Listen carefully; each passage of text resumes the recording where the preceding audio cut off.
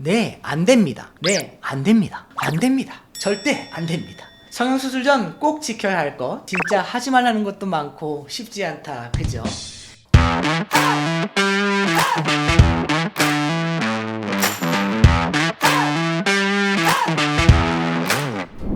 오늘의 주제는 팩트체크 성형수술 전 주의사항입니다. 구독, 좋아요! 안녕하세요. 모든 사람들이 아름다워지기를 소망하는 의사, 신들의 세계 셀럽 성형연구소 정박사입니다. 여러분들 아름다워지기 위해 무엇을 하시죠? 저희 채널을 보러 오셨다면 당연히 성형수술이라고 말씀하시겠죠? 자, 그럼 아름다워지기 위해 성형수술을 하는데 나의 잘못된 습관이나 부주의한 행동으로 인해 수술 괜히 했다, 이런 후회를 남기면 안 되겠죠? 그래서 오늘은 수술 직전 하루 전날 또는 당일까지 성공적인 수술을 위해 하지 말아야 할 행동들에 대해서 알아보도록 하겠습니다. 성형수술 전 꼭 지켜야 할 것 첫 번째, 여러분들 이 영상을 보는 분들이라면 수술을 앞두고 있거나 이미 수술을 받았지만 또 다른 수술을 기다리고 있거나 해서 불안한 마음으로 저희 영상까지 찾아서 보게 되셨을 텐데요. 인터넷이나 유튜브에서 수술 전 주의사항 검색해 보시면 뭐가 제일 먼저 나오나요? 아마 금식이 제일 먼저 나올 겁니다. 보통 전신 마취하는 수술은 수술 전 8시간, 수면 마취는 4시간에서 6시간 금식을 하라고 하는데요. 선생님, 물도 안 돼요? 네, 안 됩니다. 심지어 사탕도 먹으면 안 돼요. 금식을 왜 해야 할까요? 보통 음식물이 위에 남아있는 시간이 4시간에서 8시간 정도 되는데요. 우리가 수술을 하기 위해 반드시 해야 할 것이 있죠? 바로 마취입니다. 전신 마취든 수면 마취든 마취에 들어가면 내 몸의 통제를 내가 하지 못해요. 만약에 수술을 받다가 위에 남아있던 음식물이 역류해서 기도를 막게 된다면, 내가 정신이 있으면 기침 하고 그러면 이물질은 폐까지 들어가지 않고 밖으로 배출되는데요. 하지만 마취가 되어 있는 경우 기도로 음식물이 넘어가면 정말 큰일 날 수 있습니다. 두 번째, 오늘 진짜 할 얘기가 많은데 빠르게 진행할게요. 두 번째는 손톱, 발톱, 매니큐어, 젤 네일 꼭 다 지우고 오세요. 선생님, 투명 매니큐어는 괜찮나요?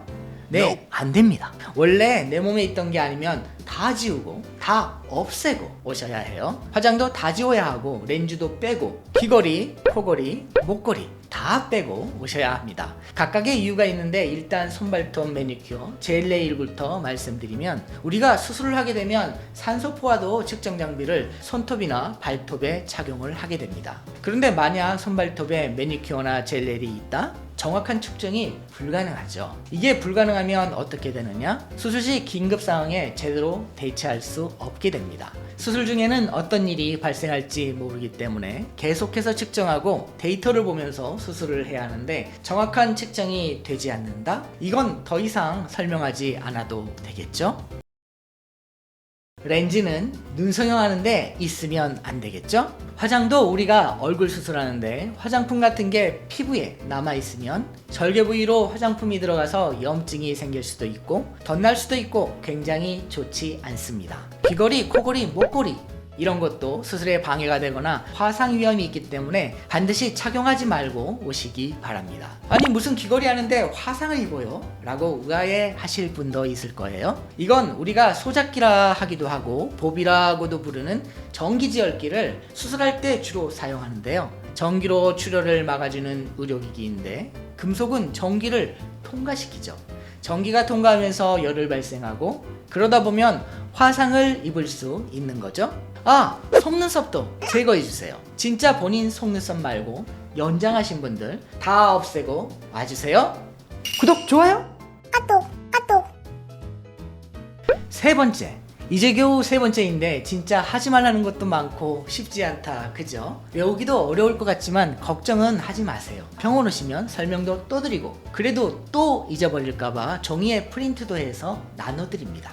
자, 다시 주제로 돌아와서 우리 평소에 건강관리한다고 먹는 한약, 생리주기 때문에 먹는 경국 피임약, 수술 전날 긴장된다고 이런 우황청심환 같은 거 드시는 분들도 계세요. 이런 거 두통 있다고 아스피린 이런 약들은 절대 금지합니다. 수술 중에 이상 출혈이 생길 수도 있고 수술 후 회복이 더딜 수도 있고 아스피린 같은 경우에는 피가 안 멈춰서 큰일이 생길 수도 있습니다. 제가 감기에 걸렸는데 감기약은 되나요? 안 됩니다. 내가 멋모르고 먹은 감기약 때문에 마취 사고가 일어날 수가 있어요. 너무 컨디션 안 좋으면 오늘만 날이 아니니까 다른 날 해도 되잖아요. 내 몸이 먼저죠. 그러니까 약 드시는 거 있으면 꼭 필요한 경우를 제외하고는 수술 전에 드시지 마시고요. 몸에 이상 증상이 있으면 병원에 꼭 얘기를 해주셔야 합니다. 그런데 평상시에 혈압에 문제가 있어서 혈압약을 드셔야 한다? 내지는 갑상선에 문제가 있어서 갑상선 약을 복용하셔야 한다. 이런 거는 미리 알려주시면 저희가 복약 지도를 꼼꼼하게 해드립니다. 수술 시에 혈압은 굉장히 중요한데 내가 저혈압이거나 반대로 고혈압인 경우 처방받은 약은 저희 복약 지도를 통해 복용하시는 게 좋습니다. 네 번째, 나머지는 한꺼번에 말씀을 드리도록 하겠습니다. 수술 전날 충분히 주무세요. 근데 이렇게 말씀드려도 사실 대부분 다 잠을 못 자고 오시는데 그래도 충분히 주무시고 오시는 게 더 좋고요. 오실 때 자가용 끌고 오시지 마시고 누가 데려다 주고 그러면 상관없는데요. 수술 받고 나서는 마취 기운이 일정 시간 남아 있어서 자가 운전하는 건 음주 운전하는 것과 똑같습니다. 내 안전뿐만 아니라 다른 사람의 안전도 위협할 수 있으니 절대 하지 마시고요. 술과 담배는 수술 날짜 2-3주 전부터 아예 딱 끊거나 줄이시는 게 좋습니다. 술과 담배가 모두 염증과 관련이 있어서 좋지 않고요. 담배 피시는 분들 병원 들어오기 전에 막담하고 들어가야겠다 하시죠? 담배 한 대 정도는 괜찮잖아. 절대 안 됩니다. 수술 후에도 술, 담배는 회복에 영향을 주기 때문에 자제하는 게 좋습니다. 구독, 좋아요! 오늘 크게 4개의 챕터로 다양한 수술 전 주의사항을 말씀드렸는데요. 오늘 말씀드린 주의사항 외에도 또 중요한 게 있다면 바로 환자와 수술할 원장과의 신뢰입니다. 신뢰가 바탕이 되어야 해요. 의사가 이런 것 저런 것 하지 마세요 라고 말씀드릴 때 싫은데 난 할 건데 내가 당신을 어떻게 믿어! 이러는 분은 없겠지만요. 만약 그렇다면 수술을 차라리 받지 않는 게 좋습니다. 내 몸에 통제권을 넘기고 내 몸을 맡기는데 이런 작은 신뢰조차 없다면 안 받는 게 낫죠. 그렇지만 나를 수술해줄 원장님을 믿고 수술이 잘 되기를 바란다면 오늘 말씀드린 주의사항들 꼭 기억해 주시고 기억만 하지 마시고 꼭 실천도 해 주시고요. 성공적인 수술을 위해서 함께 노력해 주세요. 그럼 지금까지 긴 영상 봐주셔서 감사하고요. 수술을 앞두고 떨리는 마음, 걱정되는 마음 진정시키는데 이 영상이 작은 도움이나마 되었으면 합니다. 그리고 아주 요만큼이라도 도움이 되셨다면 좋아요도 꼭 한번 눌러주시고요. 궁금하신 점 있으면 댓글도 한 번씩 달아주시고요. 그럼 저는 다음에 더 도움이 되고 재미있는 영상으로 다시 찾아뵙겠습니다. 감사합니다. 안녕. 아, 여기를 봐야 되는구나. 여기를 보고 잠깐만요.